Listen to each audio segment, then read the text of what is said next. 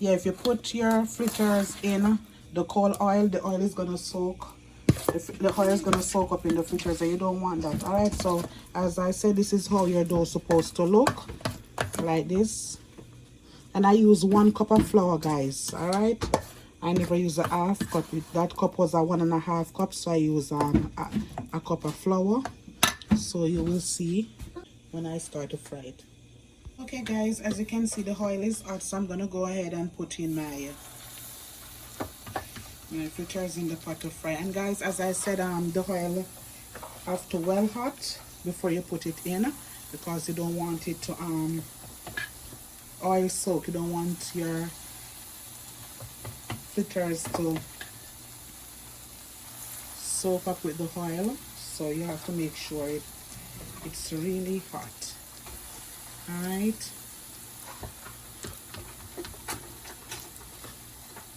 And remember the ingredients I put I put 1 tablespoon of raisin. I'll put the ingredients in the description below. This video is just to show you, you can use your plantain to make fritters. The ripe plantain, you don't have to throw it away. Multiple times I know people throw away the ripe plantain. Oh, this is overripe, and they throw it in the garbage. You don't have to do that anymore. You can use it to make fritters with it. All right. So remember, you don't have to throw away your ripe plantain anymore. And guys, the raisin is optional. You don't have to put raisin in it. The raisin is optional. If you just want to mix the plantain with the flour and fry it, it's fine. You don't have to put all those stuff I put in.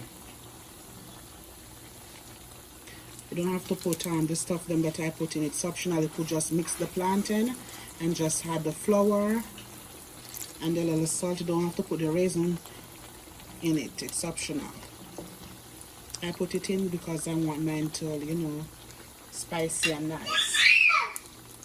Okay, guys, so you will see the finished look of my ripe plantain fritters. And guys, after you put in your fritters, you can turn down the oil like on medium heat, so it can soak through properly, because you don't want to have your stove like really high and your fritters don't soak. So after the oil is well hot and you put your fritters in it, you can turn down the stove on medium heat and leave it for it to stay there and soak through properly. As you can see what's going on with my fritters, and you want to have like good amount of oil in the pot to fry your fritters. Yeah. Alrighty, so stay tuned for the finished look of my ripe plantain fritters. Okay guys, so these are ready to take out. I like my stuff to fry dark, that's why I fry it like this.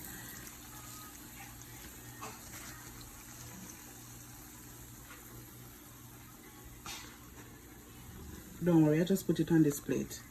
Alright, so this is how your stuff supposed to look.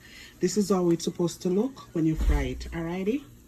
Okay guys, so this is the finished look of my ripe plantain fritters. Guys, this tastes really delicious. You could try it.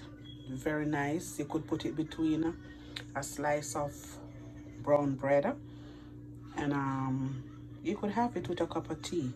Really delicious. And guys, thank you for always supporting my channel. I really appreciate you all. Thank you very much. Stay tuned for another video in my kitchen. Alrighty, one love, bye.